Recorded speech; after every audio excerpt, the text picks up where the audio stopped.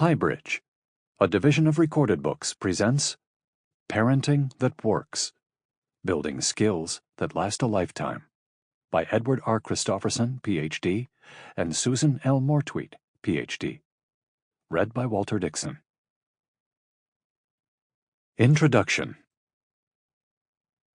Perhaps more than at any other time in history, today's parents are concerned about the future of their children. They don't just want a child who will make the honor roll or who will get into college. They want a child who will be happy, caring, and compassionate. A child who can be assertive without being aggressive or violent. A child who can make and keep friends without succumbing to pressure to use drugs or be overly thin.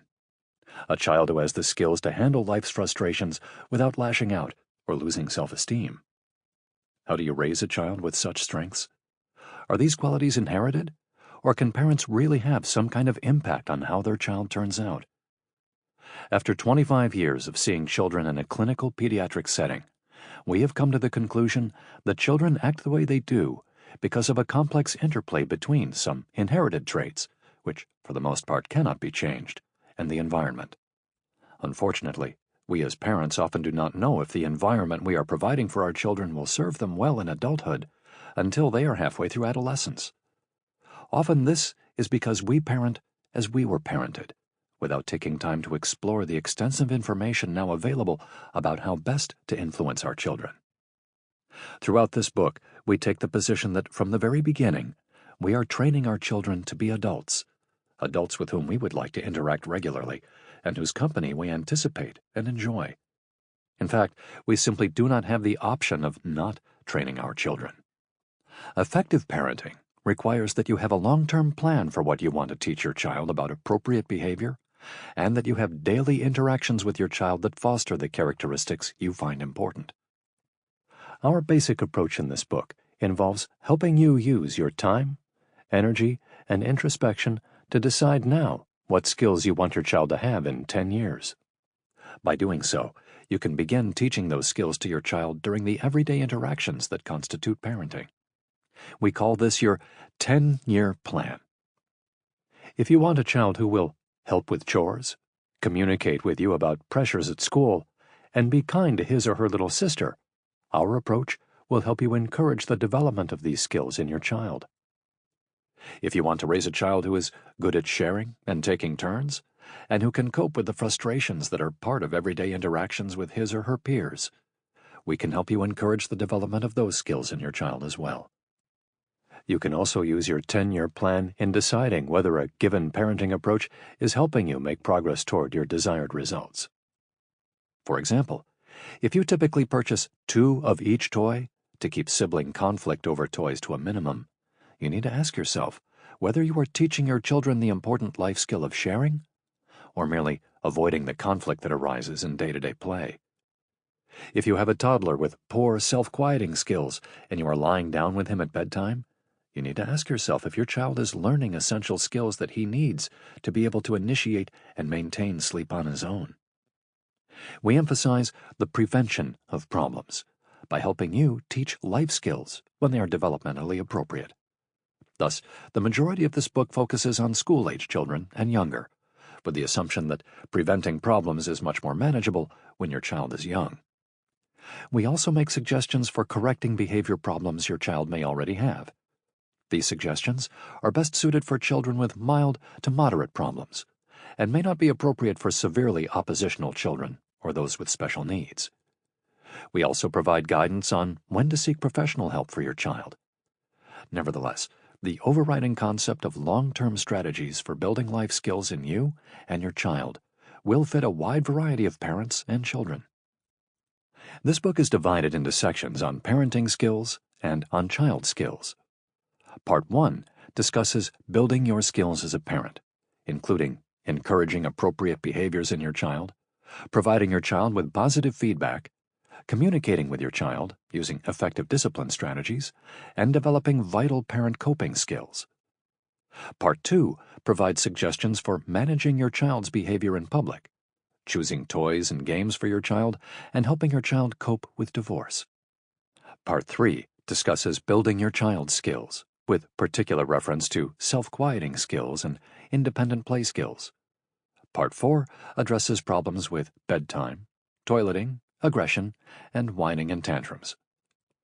It is important to remember as you listen to this book that teaching any new skill takes time. You must be committed to trying the strategies in this book for a reasonable length of time, at least 3 months, and with consistent effort and mindfulness. In fact, if you use these strategies effectively, your child's behavior may initially become a little worse. This is because your child may resist your efforts to change outcomes that were predictable for her. That is a positive sign that you are on the right track and challenging your child to change her misbehaviors by minding your new rules. Rest assured, your child's initial resistance to your changing the rules is to be expected and is a necessary step for you to become a more effective parent. Many parenting books currently on the market focus on what to do after your child is already demonstrating behavior problems. This book describes what you can do to prevent behavior problems, as well as how to address common problems in a way that will teach your children the skills you want them to have as adults. By using the strategies suggested in this book, you can raise your child to be an adult who has good coping skills, who can interact appropriately with others, who enjoys a variety of activities, and who values his own company. In other words, the adult we would enjoy and would like to be ourselves. Part 1. Building Effective Parenting Skills. Chapter 1. Teaching your child what is important. How much influence does your behavior have on the behavior of your child? A tremendous amount. Your everyday behavior teaches your child what is important to you.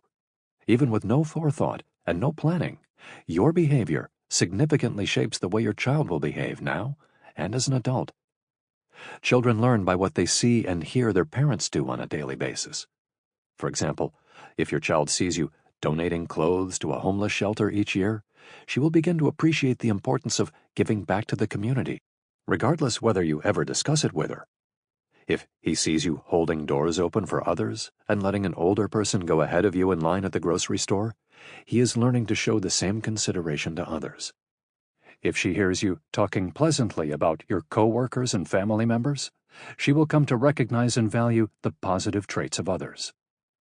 On the other hand, each time your child hears you and your partner arguing loudly with each other, making critical comments, or pounding your fists, he will be one step closer to arguing loudly, criticizing, and showing aggression when he is upset.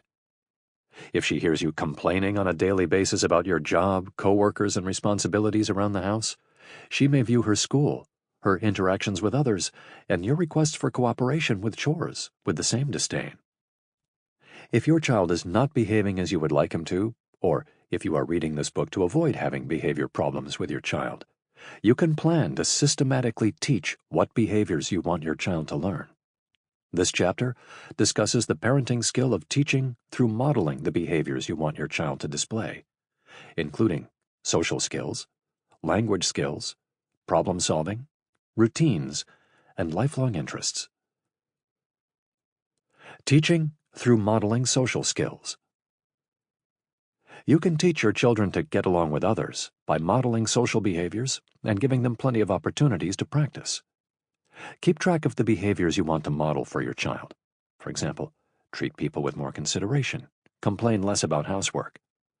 Write up a to-do list. If you display your to-do list on the refrigerator door or bathroom mirror, you'll have a constant reminder that what you do affects how your child behaves. Then, periodically rate yourself on how well you are performing each of the skills you want to model for your child. Occasionally, note the progress your child is making on learning that skill as well. Then, determine which social skills, such as sharing, your child needs to build, and plan how to provide the necessary opportunities. Do you need to invite children over to play more often? Do you need to limit the amount of toys or snacks your child is receiving to encourage cooperation? Add this plan to your to-do list. If and when your child asks you why you are making up your list or what the list is for, you can, of course, explain to her that you are trying to get better organized or that you are trying very hard to treat people around you better. But be careful. Most parents tend to want to go into a long explanation about what they are doing.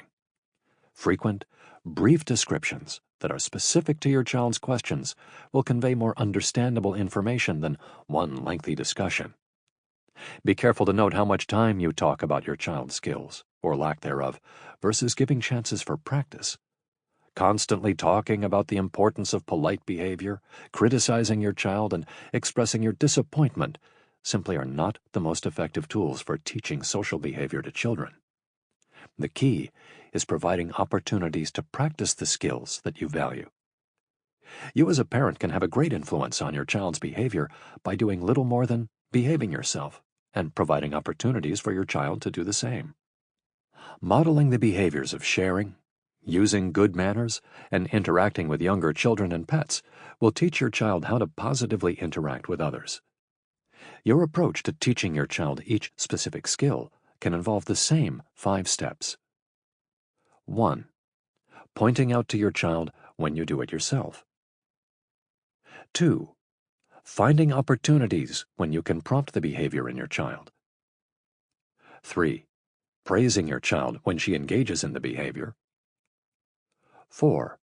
Instructing your child to engage in the behavior. 5. Delivering appropriate consequences for not engaging in the behavior. Sharing. Sharing is a skill that all parents wish their children would demonstrate. You can use the 5 steps listed in the previous section to encourage sharing in your child as follows. 1. Point out times in everyday situations when you are sharing. For example, if you are splitting a piece of pie with your son, say something like, "Mommy is sharing her pie with you." When you are letting another driver pull ahead of you, encouraging another shopper to check out ahead of you, or loaning a shovel to a neighbor, simply point out to your child at the time how you are sharing. 2. Find opportunities for your child to share. The easiest way to teach a child how to share is to provide her with many, many opportunities to do so. Arrange opportunities for your child to share with you, siblings, or other children visiting your child to illustrate to your child what sharing means. For example, when eating at a fast food restaurant, empty all of the French fries onto one person's plate. That person divides the fries among everyone else's plate, saying, "I'm sharing my French fries with you." At the next visit, your child can empty the fries onto her plate and share with everyone else, even if she relinquishes only the brown crinkled ones. Instead of giving each child a piece of toast at home, fix one piece of toast, break it, and give them each half. You can comment, "You will need to share this one before I will make more," to let them know what you are trying to teach them. You can always fix another piece of toast later for them to share. Similarly, instead of giving each child a can of soda, give them 1 can and 2 glasses or cups. When they share fairly, they both get half the treat.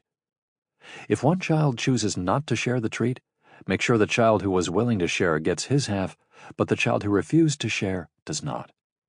You can also comment, "You need to share to get your part of the treat, or you do not get anything," to reinforce the lesson about sharing. A simple trick to encourage fair division when sharing is to allow the child who did not divide the item to choose her half first. This trick will help keep the division fair and both parties happy with the outcome. 3.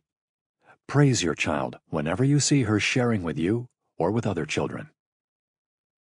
If you see your daughter offer to let her friend play with one of her toys or dolls, make sure you let her know that you liked the way she offered to share. Praising your child can take many different forms. You can verbally thank her or give her a hug for sharing. The important point is that she gains some type of recognition for her efforts at sharing. Some parents working on sharing post a share card on the refrigerator door, and they record each major incident when a child shares. Then everyone who goes to the refrigerator sees the share card. 4. Instruct your children to ask before borrowing. If your 2 boys are playing on the floor with different toys, almost inevitably one is going to want to play with something the other has. Prompt that child to ask his brother instead of simply taking it away from him.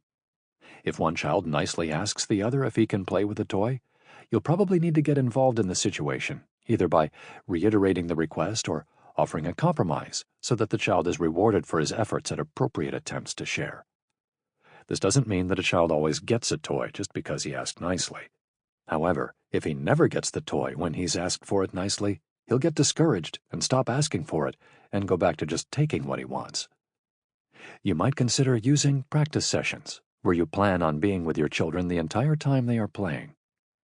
Before they begin playing, tell them that this is a day when you want them to practice sharing their toys.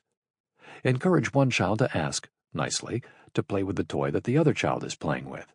Then, if the second child shares, praise her. If she refuses to share, you might need to remove the toy from her possession and hand it to the other child. Although you may not see much of an improvement the first time or two that you do this, you will probably see an improvement after several practice sessions. Children do, of course, have the right to their own toys, but this right has to be established ahead of time and handled accordingly. You can decide, with your two children, which toys belong to each and will not be shared. This can be especially important for older children who do have a right to keep their prized possessions out of the hands of their younger siblings. They, in turn, are responsible for keeping those toys in their own personal bin instead of just leaving them out like they do their other toys. Although it is very tempting to tell an older child, just let him have it, when a younger child has her prized possession, this behavior will not teach either one of them about sharing. It may also cause hard feelings between the two children, resulting in negative behavior. 5. Implement consequences for not complying with the rules. If the children are fighting over a particular toy, the toy can be placed in a timeout. The toy stays in timeout until both of the children are willing to share it. In this way, neither child comes out ahead by refusing to share. Rather, they both lose. If you have established with your children ahead of time that they are playing with toys that must be shared, then implementing consequences such as time out for a toy or child is appropriate. For many children, sharing doesn't come naturally. It's only after they have grown accustomed to sharing that they will find it easier to do. Thus, assist them in developing this skill by having consistent rules regarding what has to be shared and what does not, and use consequences consistently. Like most of the other skills that you have to teach your children, it will be much easier if you start out when they are young toddlers by making sharing an everyday part of playing. That way, there's never a time when they aren't expected to share their toys. It is through repeated exposure, opportunities, and positive consequences that children learn concepts such as sharing. They do not learn to share by watching parents who do not model sharing, but discipline the children for not sharing. Rather, children learn particular behavior, such as sharing, by being part of the process over and over again. Using good manners. Another social behavior you can teach using the 5-step outline is the use of good manners. 1. Point out times in everyday situations when you or others use good manners. It is very important to model common courtesies, such as saying please and thank you to your children, other family members, and strangers. From the time children are in preschool, they pay attention to your social skills and how you treat others. Parents of school-age children have a particularly heavy modeling responsibility because school-age children are very observant. Children notice how polite mom and dad are to each other, how they treat other adults and other children, and whether they say nice or unpleasant things about people who are not present. There's no hiding from your child. Parents need to be constantly aware that they are setting daily examples that are very likely to be followed. There are many naturally occurring situations when either you or another adult exhibits good manners. While you are working on good manners with your child, you will need to be vigilant of good manners, always ready to point them out. When the person who waits on you at a restaurant or at the dry cleaners is pleasant, point it out to your son. Whether it's personnel at a car service shop, a grocery store, or the preschool or school, try to identify times and places where people exhibit good manners and point these out to your child.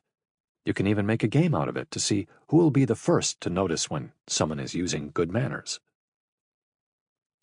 2. Find opportunities when good manners are appropriate. Before you get to the door of the school, tell your daughter that you would appreciate it if she would hold the door for you. If you are going into the principal's office, prompt your child to stand next to the principal until he looks at her, and then to ask her question. You may also want to require your child to say please before receiving a treat or item being passed at the table, and thank you upon receiving it. The more aware you are of your manners, the more opportunities you are likely to find to ask your child to use her good manners. 3. Praise your child whenever he uses good manners. You can further reinforce your child's learning of this skill by complimenting him when he is courteous to you and others. Such praise may be verbal, such as, "I like it when you are so polite to strangers," or, "That lady seemed very impressed that you held the door for her. What good manners." Certainly, a brief squeeze of the shoulder or smile can also tell your child that you noticed his polite behavior. We are all embarrassed when our children use a profane word or phrase that they have overheard us use in times of frustration. We are typically quick to reprimand such behavior as well. Take advantage of the fact that your child is equally as likely to mimic your polite behaviors, especially if you give him the opportunity to do so and praise him for his efforts. 4. Instruct your child when the use of good manners would be appropriate. For example, tell her, "This would be a good time to ask the cashier if you could please have your change back in quarters." Or, "Please hold the door open for that lady with all of the packages. She would appreciate your good manners." Once again, if you are aware of your manners throughout the day, you will find many chances to instruct your child when to use her manners. 5. Implement consequences for not using good manners. If your child orders dessert but forgets to say please, prompt him to say please. If the prompting doesn't result in his saying please, consider canceling the dessert order. Similarly, if you are at the dinner table at home and your child doesn't say please after your prompting, then don't pass the item you wanted. By focusing on situations when your child wants something when trying to establish good manners, you are more likely to receive cooperation than in situations where he is not as interested. For example, prompting a child to ask his teacher to please give me my makeup homework may not be as effective to encourage good manners as requiring him to say please before he receives the candy he is requesting at the store. How long should parents be willing to prompt children before expecting them to exhibit good manners? A long time. We don't have a problem with parents prompting their children for a year or two before ever expecting the children to exhibit good manners without any prompting. Of course, if your child holds a door for someone without being prompted or carries a bag of groceries without being asked, make sure to praise her for doing so. Interacting with younger children and pets. One final example of how teaching social skills in steps can be used to teach children how to get along with others is in the area of handling younger children, siblings, and pets. If you would like your older child to be able to interact appropriately with an infant sibling, apply the 5 rules as follows. 1. Point out how you are handling your newborn so that your older child can see how this is done. Model appropriate holding, touching, and talking. Tell your child, "See how Mommy is carefully holding Megan's head while I move her?" Or, "The baby likes it when you and I talk in a quiet voice when she is trying to fall asleep." 2. Find opportunities for your older child to interact appropriately with your younger child. An older child will most likely try to interact with a younger child whether or not you set up opportunities for him to do so. For example, the 5-year-old who comes into the kitchen half carrying and half dragging his baby sister is not being mean to his sister. He has simply seen his mother and father pick up the baby under her arms and is trying to do the same thing, but he is not tall enough or strong enough to do it. Thus, it is important to use such events as opportunities to model for the 5-year-old how he can carry the baby, or have him practice coming to you when he wants to move her or interact with her. You can set up structured interaction times by involving the older child in routine caregiving activities, such as changing diapers or playing with the infant. Make sure that such opportunities occur when your older child will have the most success, such as when the baby is awake, fed, and content. Set limits on when or how the infant can be carried, and allow the older child to practice this new skill under your supervision only. 3. Provide lots of praise and feedback when your child handles a younger child appropriately. Although you may get tired of doing so, the praise is essential to your child's learning the appropriate way to interact with a younger sibling or friend. When providing praise, focus on the specific behaviors your child is demonstrating, such as, "Look at how carefully you are holding on to Andy's hand while he tries to walk." This type of praise will be much more helpful in teaching interaction skills than simply saying, "You are such a great big sister to Andy." 4. Instruct your child how to interact with the younger child. Take your older child's hand and show her how much pressure to use when touching her baby sister. You can also verbally rehearse how you want your child to behave before he is actually interacting with a friend's toddler. Point out that you're going over to Jeffrey's house and that he needs to try to be really gentle with him. By providing instruction, you can avoid the common mistake of waiting until your child interacts inappropriately with a younger child before you give him attention. 5. Provide appropriate consequences for not being gentle with a young sibling or friend. Again, you may have to set up practice sessions for your daughter. Tell her before the session that you agreed to babysit for your friend's son and that you expect her to be gentle with him. When he arrives, remind her again that you expect her to be very gentle. If she is a little too rough, immediately use a brief timeout as a way of giving her feedback that she needs to be gentle. We prefer the contrast between praise for appropriate behavior and timeouts for inappropriate behavior as a teaching tool. The combination of praise for being gentle and a couple of brief timeouts for not being gentle will go a long way toward teaching your child how you expect her to behave. These principles for developing and encouraging appropriate touch and interaction also apply to the family pet. Model for your child how and where to pet the family dog. Allow your child to repeatedly pet the animal and praise him for strokes that are gentle and appropriate for your pet's temperament. Be careful of modeling roughhousing with the dog, as your child may do the same and get bitten. Teaching social skills to older children. If your child, at any age, is not good at sharing and isn't particularly polite, you need to take a calculated, timely approach to trying to get these habits established. It is very important that you do not try to start working on such skills when you are angry with your child for embarrassing you with her rudeness toward a family friend. Important skills like sharing and good manners should not and cannot be taught in reaction to misbehavior. Rather, these skills require a fair amount of advanced planning. Begin by sitting down at a peaceful time, probably either before anyone's up in the morning or after everyone is in bed at night, and, with pen and paper, take stock of both your own and your child's strengths and weaknesses.